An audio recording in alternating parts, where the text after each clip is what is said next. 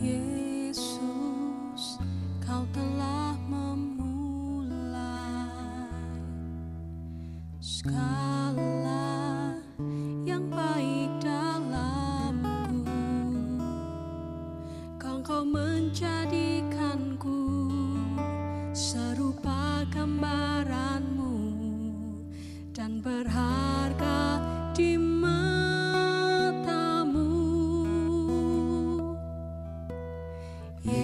Yesus, Kau telah memulai karya yang mulia dalamku. Kau berikan hidup-Mu sebagai ganti dosaku, karena kasih-Mu padaku.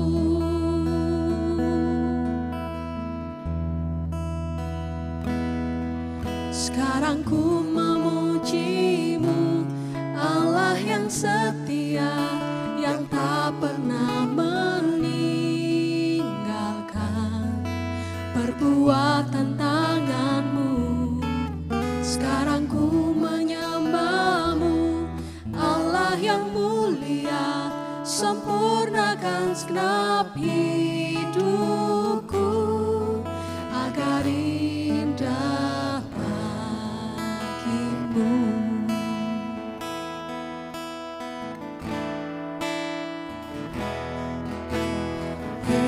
Yesus, Kau telah memulai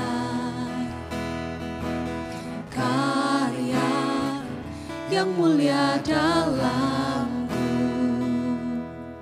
Kau berikan hidup-Mu sebagai ganti dosaku, karena kasih-Mu padaku. Sekarang ku memuji-Mu, Allah yang setia, yang tak pernah meninggalkan perbuatan tangan-Mu. Sekarang ku menyembah-Mu, Allah yang mulia, sempurnakan segenap hidupku agar indah bagi-Mu.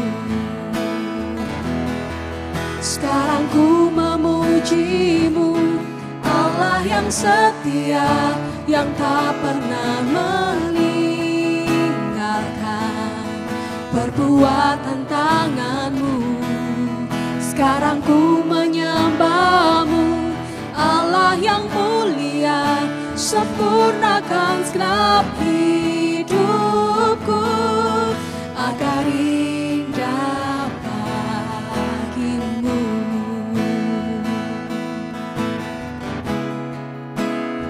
Kami memuji-Mu, Yesus, Allah yang setia, yang selalu baik, yang tak pernah meninggalkan kami sendirian. Yesus, Kau setia. Yesus, Kau selalu beserta. Yesus, Allah yang setia, Allah yang baik, Allah yang setia.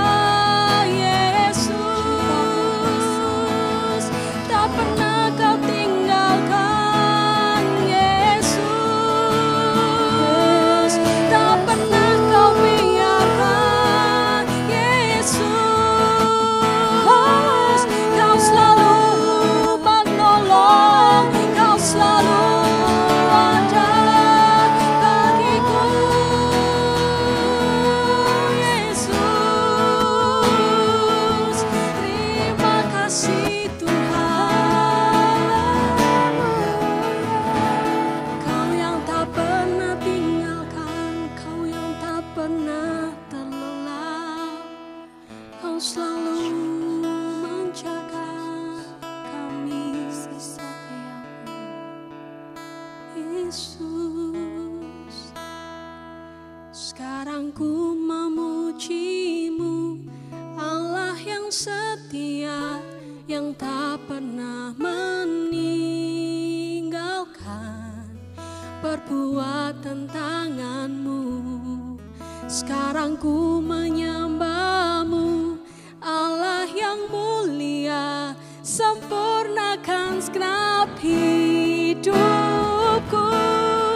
agar indah bagi-Mu.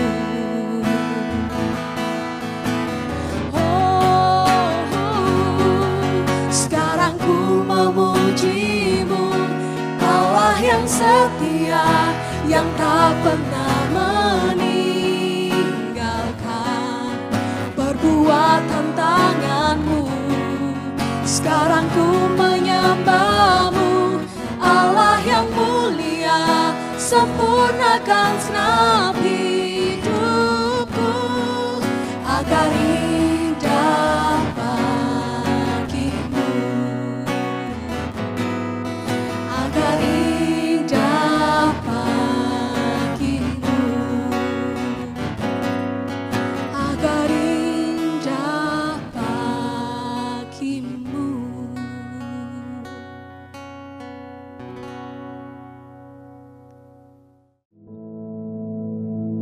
Our Father, which art in heaven, hallowed be thy name. Thy kingdom come, thy will be done in earth as it is in heaven. Give us this day our daily bread, and forgive us our debts, as we forgive our debtors. And lead us not into temptation, but deliver us from evil. For thine is the kingdom, and the power, and the glory, forever. Amen.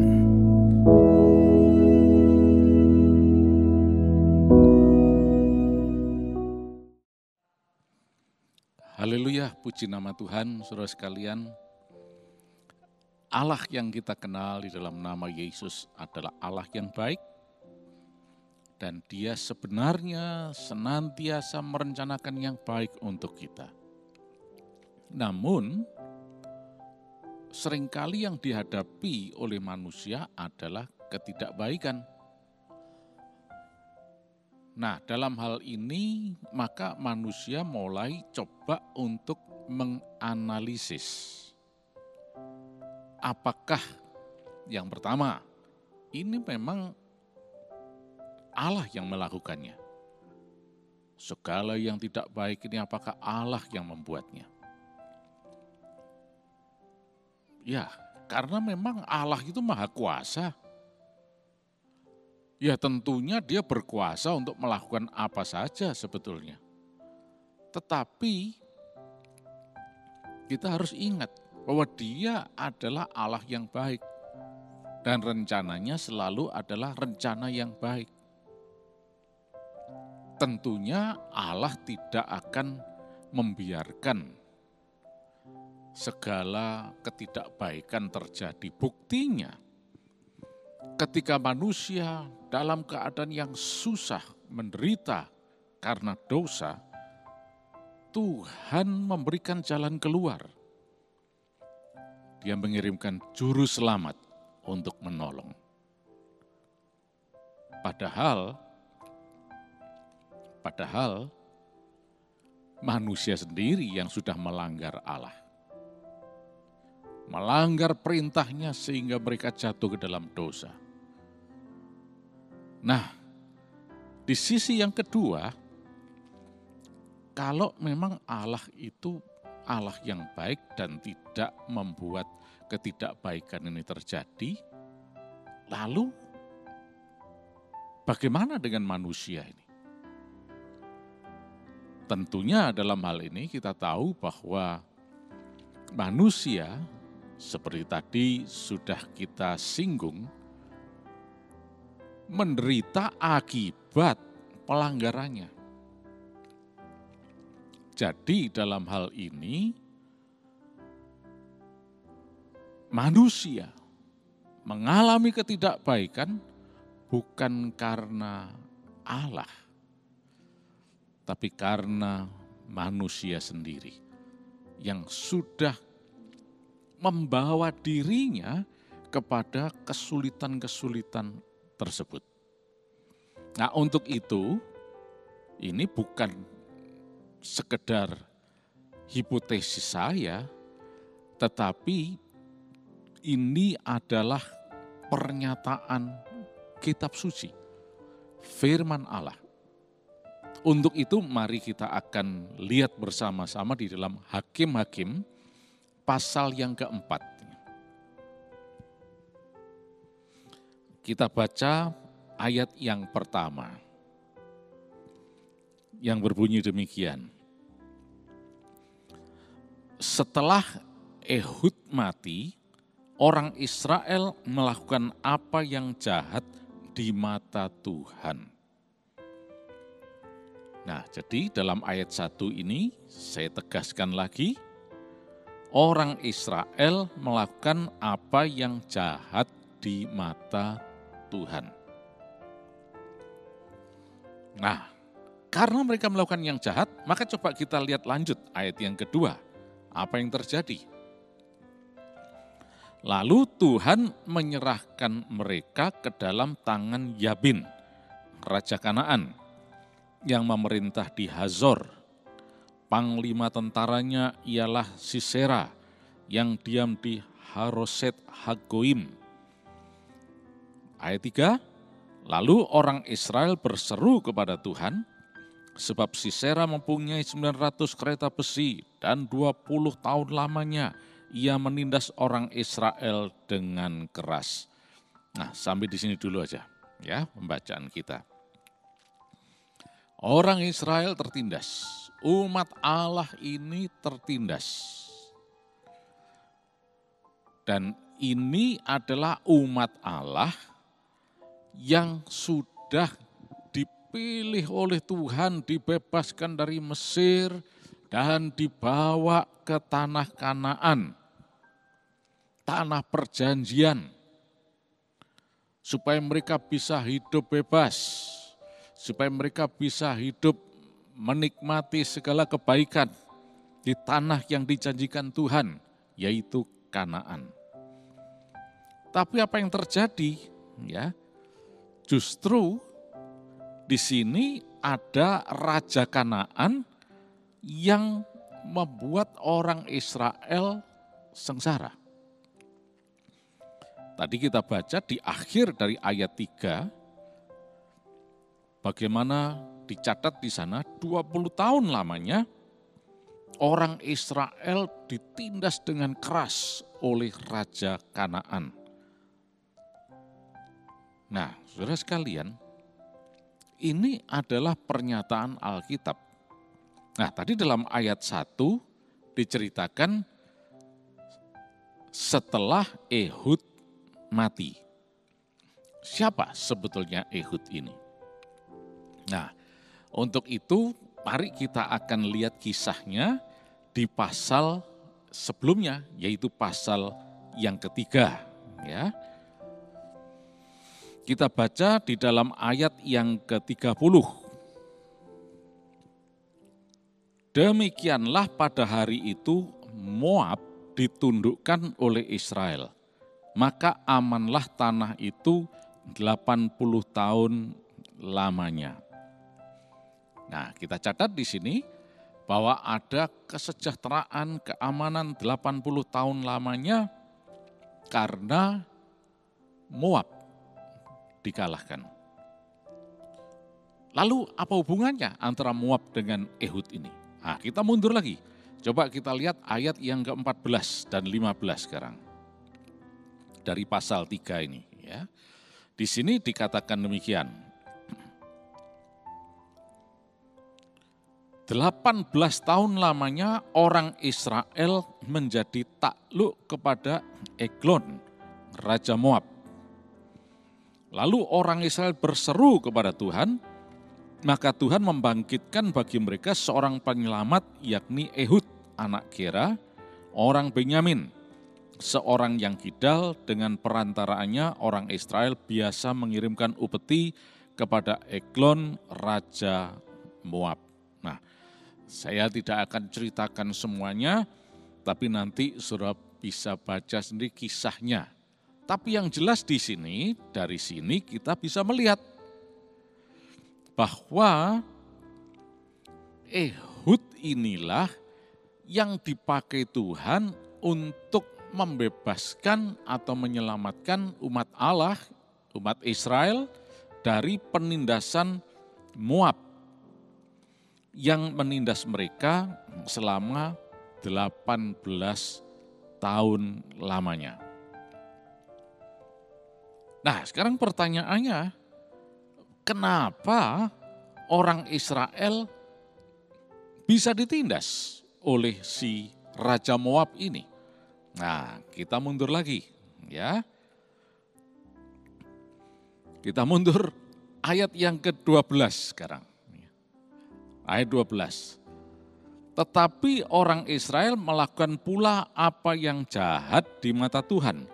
Lalu Eglon Raja Moab diberi Tuhan kuasa atas orang Israel sebab mereka telah melakukan apa yang jahat di mata Tuhan.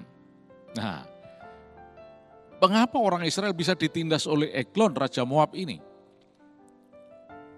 Karena mereka melakukan apa yang jahat di mata Tuhan. Nah, dari sini kita bisa lihat siapa yang mempersulit orang Israel. Mereka sendiri yang sudah membuat dirinya sengsara. Padahal kalau kita baca ayat 11, mundur lagi ayat 11, dikatakan lalu amanlah negeri itu 40 tahun lamanya. Kemudian matilah Otniel anak Kenas. Nah, ini muncul lagi nama Otniel. Nah, nanti kalau kita mundur lagi, kita baca Otniel ini juga sama seperti Ehud penyelamat. Nah, jadi ceritanya itu seperti ini.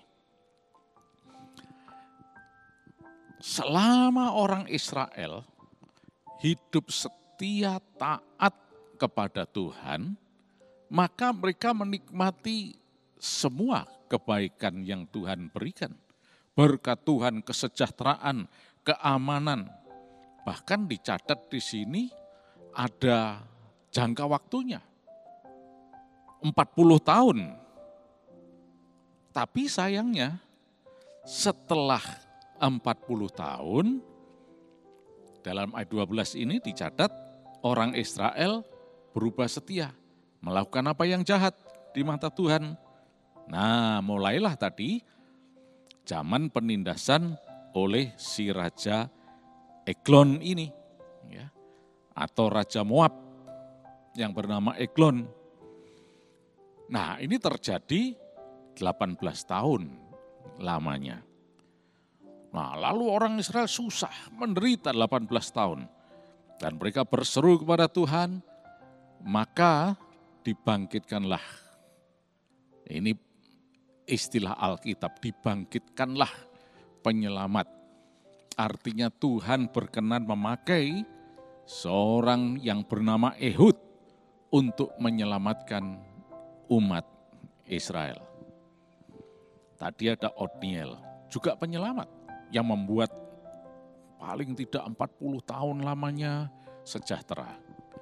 Tapi ketika mereka berubah setia, nah, tidak taat kepada Tuhan, Raja Moab menindas mereka.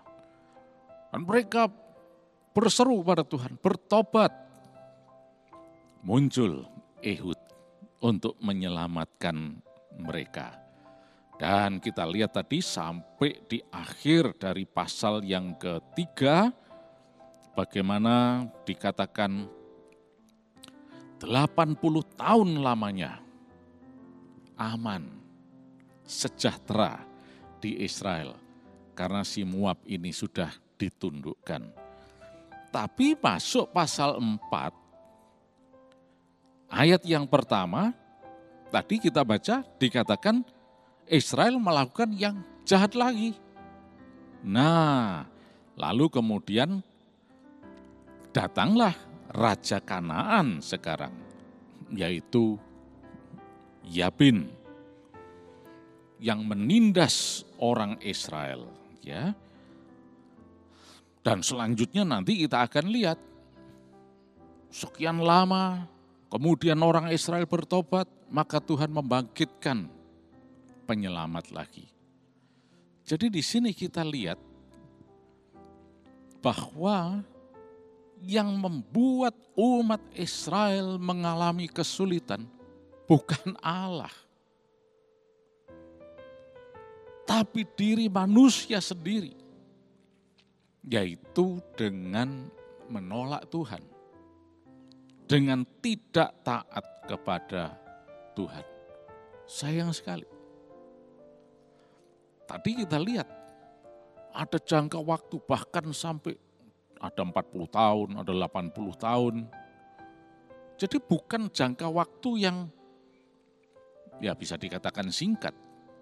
Jangka waktu yang cukup lama. Tapi itu pun bukan Tuhan yang menetapkan. Itu adalah karena ulah dari umat Israel sendiri.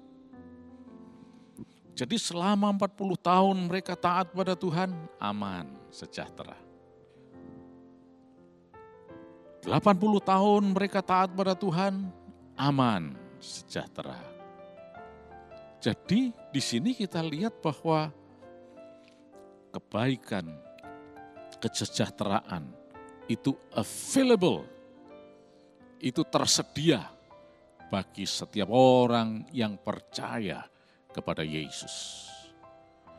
Karena Allah yang kita kenal di dalam Yesus itu adalah Allah yang baik. Dia bukan penyengsara, dia bukan penyebab sakit, penyakit dan sebagainya. Tapi manusia sendiri yang sudah membuat dirinya mengalami kesulitan. Oleh karena itu, mari kita harus pahami hal ini dengan baik. Dan kita tidak usah terpengaruh dengan pandangan-pandangan yang mengatakan, ya mentang-mentang Allah itu maha kuasa, dia bisa saja membuat baik atau tidak baik, terserah Allah. Kalau Allah mau buat yang baik, ya jadilah yang baik. Kalau Allah mau membuat yang tidak baik, ya jadilah yang tidak baik. Sayang sekali, ini bukan pernyataan Alkitab. Alkitab jelas sekali menunjukkan bahwa segala kebaikan, kesejahteraan dan sebagainya itu available, disediakan untuk orang yang mau sungguh-sungguh taat, setia, percaya kepada Yesus. Buktinya,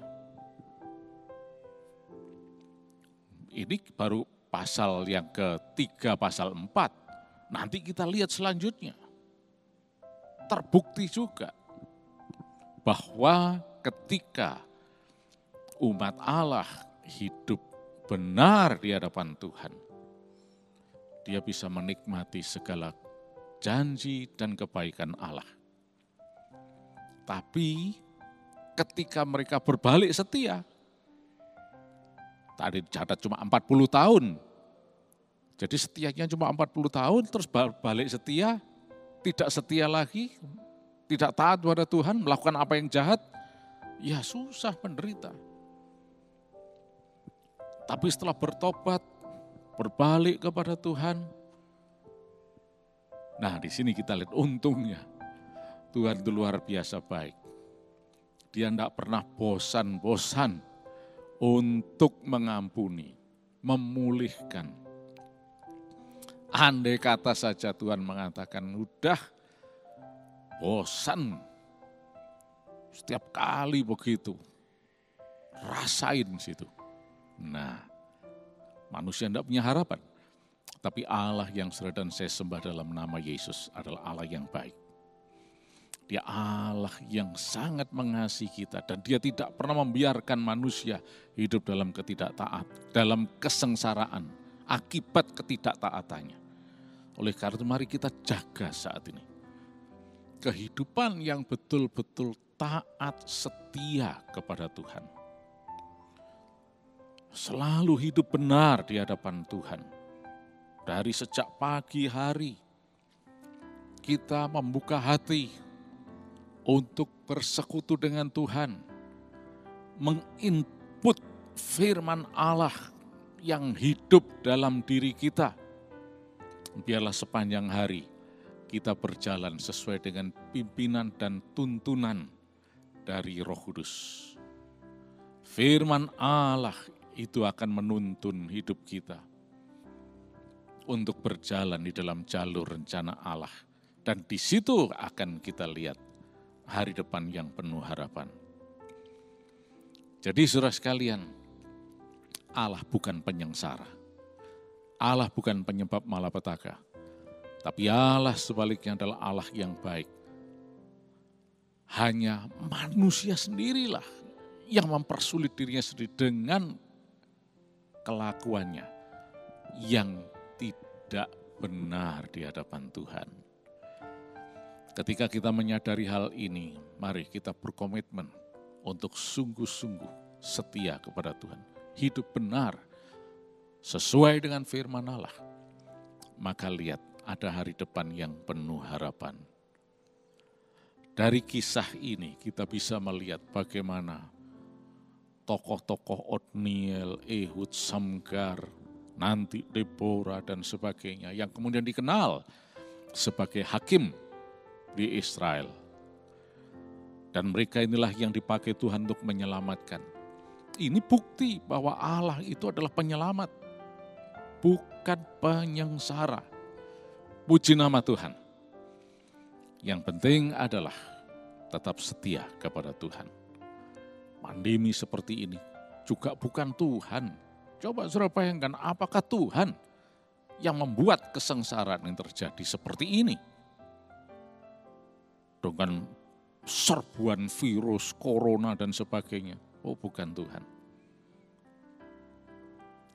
Ada oknum yang jahat yang membuat semua ini. Sehingga manusia menderita. Tapi ketika kita sungguh-sungguh taat setia kepada Tuhan, tidak perlu khawatir. Ada hari depan yang penuh harapan. Kemenangan, keberhasilan. Dan sepanjang hari ini, berkat Tuhan akan dilimpahkan. Puji nama Tuhan, mari kita berdoa. Terima kasih Tuhan, Kau Allah yang baik untuk kami. Di dalam nama Yesus, setiap orang yang mendengarkan, mengikuti live streaming ini, diberkati berkelimpahan. Tuhan buat berhasil.